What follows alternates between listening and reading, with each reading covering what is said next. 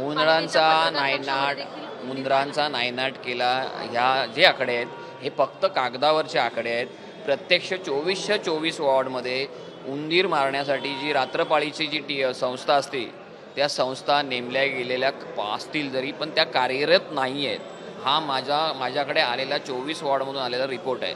त्यामुळे ते जे काही आकडे हे सगळे फसवे आकडे आहेत.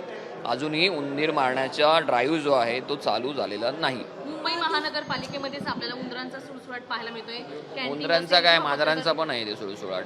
मी तेच सांगतोय की महानगरपालिकेने प्रत्येक वॉर्डाला लाखो रुपये मंजूर केलेले आहेत उंदीर मारण्यासाठी. संस्था देखील डेप्यूट केलेत पण त्या संस्था अजून कार्यरत नाहीत. हे मी अगदी जबाबदारीने कारण मला संपूर्ण 24च्या 24 वॉर्डांमधून मी ही माहिती घेतलेली आहे संबंधित अधिकाऱ्यांकडून. अजून त्यांच्या संस्था कार्यरत नाहीत. एकीकडे पाहायला गेलं तर मुंबई महानगरपालिका कर लावणार नाही मुंबईकरांवर असं सांगितलं जातं. तर सत्ताधारी देखील तेच बोलले. त्या आशेवर निवडून देखील आले. मात्र आता पाणीपट्टी असेल मलनिस्सारण असेल कर लावण्याच्या हालचालींना मलनिस्सारण आहे, पाणीपट्टी आहे, घनकचरा आहे, सगळ्या याच्यावर कर लावण्यासाठी आयुक्तांनी माझ्या माहितीप्रमाणे संबंधित विभागाच्या अधिकाऱ्यांना चाचपणी करायला सांगितली आहे. परंतु सत्ताधारी असो किंवा विरोधक असो जे नगरसेवक निवडून आलेले आहेत ते जनतेला बांधील आहेत. जनतेने त्यांना निवडून दिलेलं आहे. अशा करवाढीला सगळेजण आम्ही विरोध करू. त्याचं कारण असं आहे की मागच्या 4 वर्षामध्ये प्रशासकीय राजवटीमध्ये हजारो रुपयाच्या म्हणजे हजारो रुपयांच्या ज्या मुदत ठेवी आहे ह्या मोडून वारेमाप खर्च केला गेला आहे. पैशाची उधळपट्टी झालेली आहे. त्याची श्वेतपत्रिका प्रथम निघणं गरजेचं आहे. मग ह्या करवाढीला तुम्ही हात घाला असं मी तुमच्या माध्यमातून सांगतो. मग मी तेच सांगतोय आत्तासुद्धा म्हणजे हे प्रशासकीय राजवटीतलं झालं. आत्ताच्या राजवटीमध्ये महापौरांना बंगले हवे, उपमहापौरांना बंगले हवेत किंवा गाड्या अजून काही इनोवा गाड्या हवेत, अजून बाकी काय तुम्हाला सोशल मीडियासाठी लाखो रुपये खर्च करायचे आहेत. ह्या सगळी मौजमजा करायला तुमच्याकडे पैसे आहे, उधळपट्टी करायला पैसे आहेत. मग हे सगळं जे काय आहे तुमची मौजमजा करण्यासाठी लोकांचे कर वाढवणार का तुम्ही? हाही एक मुद्दा आहे. याला आम्ही आता अगदी जोरदार विरोध करू.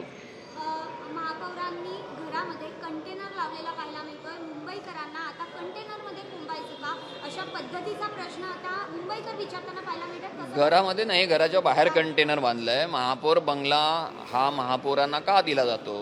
कारण महापौर बंगलाचं मधूनच महानगरपालिकेचं कामकाज अधिकाऱ्यांना भेटीगाठी आणि ओव्हरऑल कामकाज पाहणं, त्याचबरोबर लोकांना भेटणं, लोकांच्या समस्या जाणून घेणं यासाठी एक महापौरांना बंगला दिला जातो. तर मला असं वाटते की महापौर बंगला देत असताना लोकांना भेटण्यासाठीचा कक्ष हा महापौर बंगल्यामध्येच असतो, जो बाहेर नसतो. तो ह्यावेळेला मला वाटतं ह्यांची प्रायव्हसी डिस्टर्ब होते म्हणून तो कंटेनर बाहेर ठेवून त्या कंटेनरमध्ये स्वागत कक्ष वगैरे असं काहीतरी केलेलं आहे. मला वाटतं जर तुमची प्रायव्हसी डिस्टर्ब होत असेल तर तुम्ही सार्वजनिक जीवनात काम कशाला करता? नाही करायचं होतं. कशाला निवडणुका लढवता? कशाला महापौर होता? तर मला जे काही नवीन प्रथा चुकीच्या प्रथा पाडल्या जातात त्या चुकीच्या आहेत तर ते चुकीच्याच आहेत. त्याच्यावर आम्ही बोलणार. मुंबई महानगरपालिका जी बेस्ट आहे, बेस्टचे अनेक डेपो हे आता खाजगीकरण करण्यात असल्याचं माहिती मिळते आणि डेपोने त्याचं खाजगीकरण करण्यात येत आहे. एकूण मनसेची भूमिका मुळात खाजगीकरण करण्याची आवश्यकता नाही आहे. कारण 1888च्या कायद्यानुसार कलम 134 जे आहे त्या 34च्या नुसार महानगरपालिकेचं उत्तरदायित्व आहे की BSTला अर्थसहाय्य करणं. तर आणि BST मला वाटतं जास्त नाही 3-1 हजार कोटीच्या डेफिसिटमध्ये आहे. तर महानगरपालिकेने ह्या सगळ्या गोष्टी स्वतः अंगावर घेऊन ह्या मदत करणं गरजेचं आहे.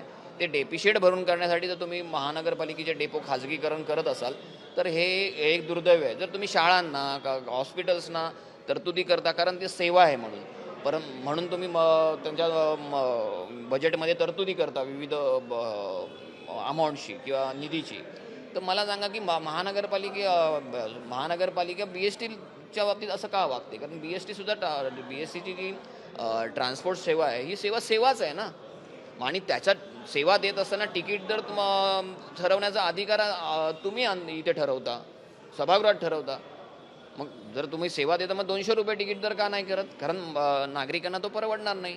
मग तिकीट दर ठरवायचा अधिकार जर महानगरपालिकेच्या सभागृहाला आहे तर मला वाटतं महानगरपालिकेने BSTला देखील अनुदान किंवा निधी देणं गरजेचं आहे. खाजगीकरण करणं चुकीचं आहे. हे सर्व पर्याय असताना खाजगीकरणाचा प्रस्ताव आता ठेवला जातोय. खाजगीकरण करून नेमकं कोणासाठी या सगळ्या गोष्टी केल्या जातात? खाजगीकरणामध्ये BSTच्या डेफिशिएटचं जरी कारण दाखवण्यात आलं असेल तरी ह्यांना स्वतःची पितळ जी आहेत ही घरं भरायची आहेत, कळलं का? हाच एक कारण. आणि हे काही मी सांगायची गरज नाही. आता अलीकडे सगळ्या सामान्य जनतेला हे सगळं कळतं. तर म्हटलं की ताक कळतं. याला विरोध केला जाणार का तुमच्या?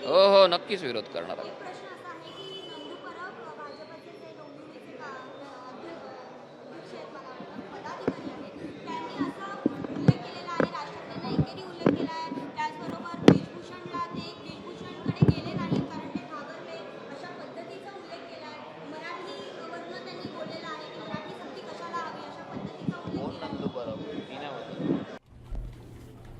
साम टीव्ही मी नेहमी पाहतो. त्यावर दाखवलेल्या बातम्या रिलेट करतात.